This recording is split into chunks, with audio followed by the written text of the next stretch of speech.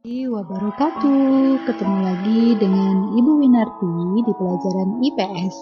Kali ini kita akan membahas materi tentang kehidupan masyarakat pada masa Hindu-Buddha.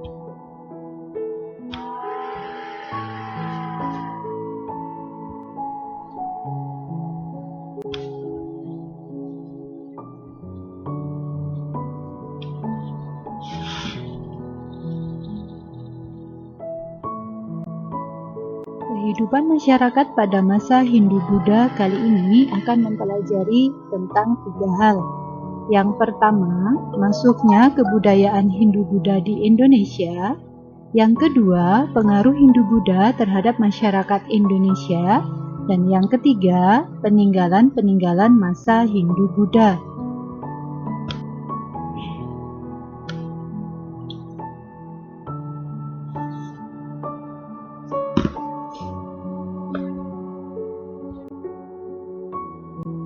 Setelah melalui masa praaksara, masyarakat Indonesia memasuki masa kehidupan yang baru, yaitu masa Hindu-Buddha.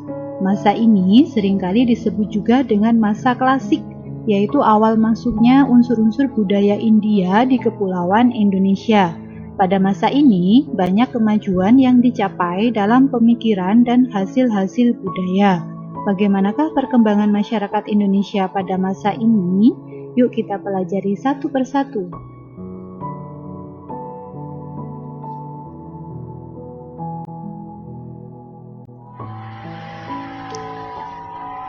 Berdasarkan jalur pelayaran India-Cina di samping, yang pertama, hubungan antara India dan Cina semula dilakukan melalui jalur darat yang membentang dari Cina melewati Asia Tengah sampai ke Eropa yang dikenal dengan jalur sutra. Sejak awal abad Masehi, jalur darat dialihkan ke jalur laut karena situasi sudah tidak aman. Jalur laut yang terdekat dari India ke Cina yaitu melalui Selat Malaka. Peralihan rute membawa keuntungan bagi Indonesia karena menjadi transit bagi pedagang-pedagang Cina dan pedagang India.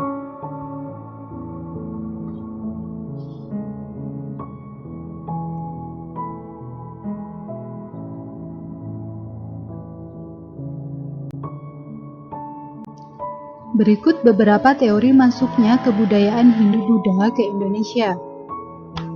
Yang pertama, teori Vaishya dikemukakan oleh N.G. Krum.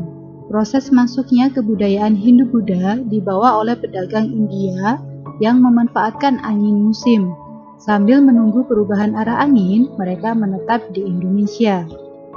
Teori yang kedua yaitu teori kesatria. Dikemukakan oleh C.C. Burke dan Mukherjee yang menyebarkan kebudayaan Hindu-Buddha adalah golongan kesatria. Menurut J.L. Moon, sekitar abad ke-5 ada di antara keluarga kerajaan di India Selatan melarikan diri ke Indonesia sewaktu kerajaannya mengalami kehancuran. Teori yang ketiga, teori Brahmana. Menurut J.C. Van Leur, menyatakan golongan Brahmana yang menyebarkan kebudayaan Hindu-Buddha di Indonesia. Hal ini berdasarkan peninggalan kerajaan berupa prasasti-prasasti yang menggunakan bahasa Sangsekerta yang ditulis dengan huruf Pallava. Teori yang keempat yaitu teori arus balik yang dikemukakan oleh F.D.K. Bose menyatakan bahwa banyak pemuda Indonesia yang belajar agama Hindu-Buddha ke India. Setelah mendapat ilmu banyak, mereka kembali ke Indonesia dan menyebarkannya.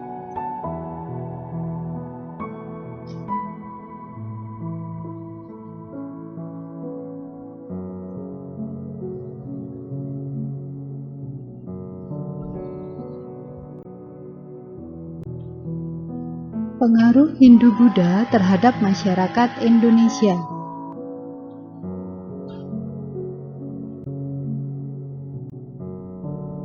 Di bidang pemerintahan, sebelum unsur kebudayaan Hindu-Buddha masuk, masyarakat dipimpin oleh kepala suku yang dipilih oleh anggota masyarakat.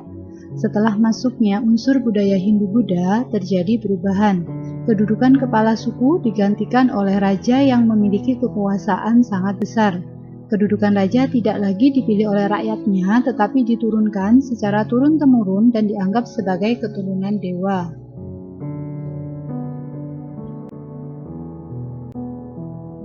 Di bidang sosial ditandai dengan munculnya perbedaan yang tegas antar kelompok masyarakat. Sistem ini membedakan masyarakat berdasarkan fungsinya. Dalam masyarakat Hindu, pembedaan ini disebut dengan sistem kasta yang terdiri dari 4 golongan. Golongan pertama adalah Brahmana, golongan kedua Ksatria, golongan ketiga Waisya, golongan keempat Sudra. Adanya kasta ini berdampak pada perbedaan hak-hak antara golongan kasta yang berlainan, terutama dalam hal pewarisan harta, pemberian sanksi, dan kedudukan dalam pemerintahan.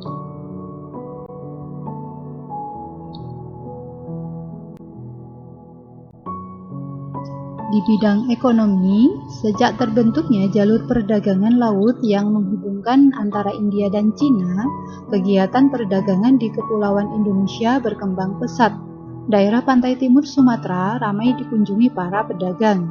Kapal dagang dari India dan Cina banyak yang singgah untuk menambah persediaan makanan dan minuman, menjual dan membeli barang dagangan, atau menanti waktu yang tepat untuk berlayar. Kemudian muncul pusat-pusat perdagangan yang berkembang menjadi pusat kerajaan.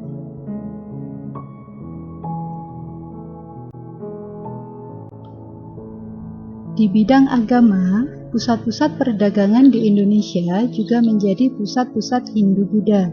Selanjutnya menjadi pusat kerajaan dan pusat penyebaran Hindu-Buddha ke berbagai wilayah sesuai cakupan kerajaan. Maka banyak masyarakat Indonesia yang menganut agama Hindu ataupun Buddha.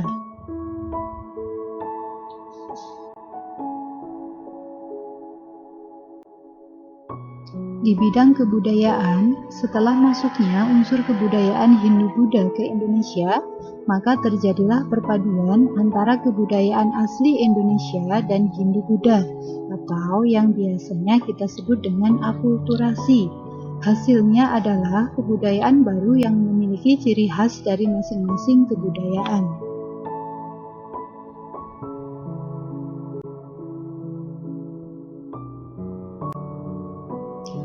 Pengaruh di bidang kebudayaan salah satunya pada seni bangunan.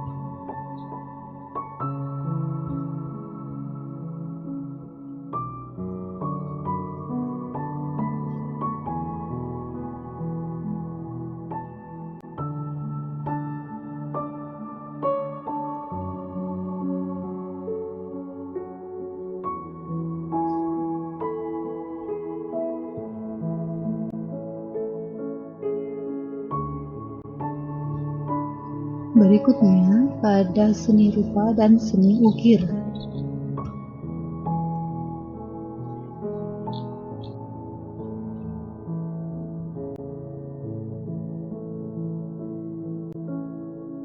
Yang terakhir pada sastra dan aksara.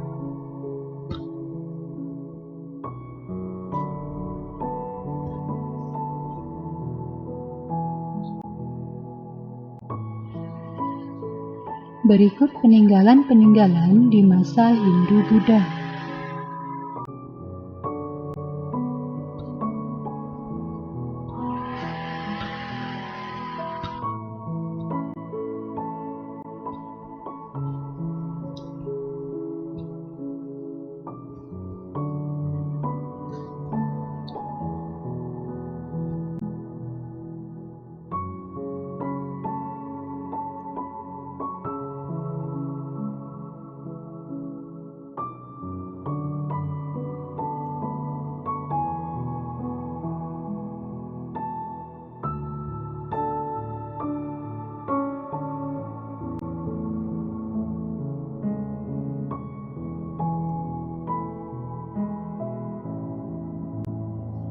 Terima kasih dan semoga bermanfaat. Jangan lupa untuk like dan subscribe-nya ya. Assalamualaikum warahmatullahi wabarakatuh.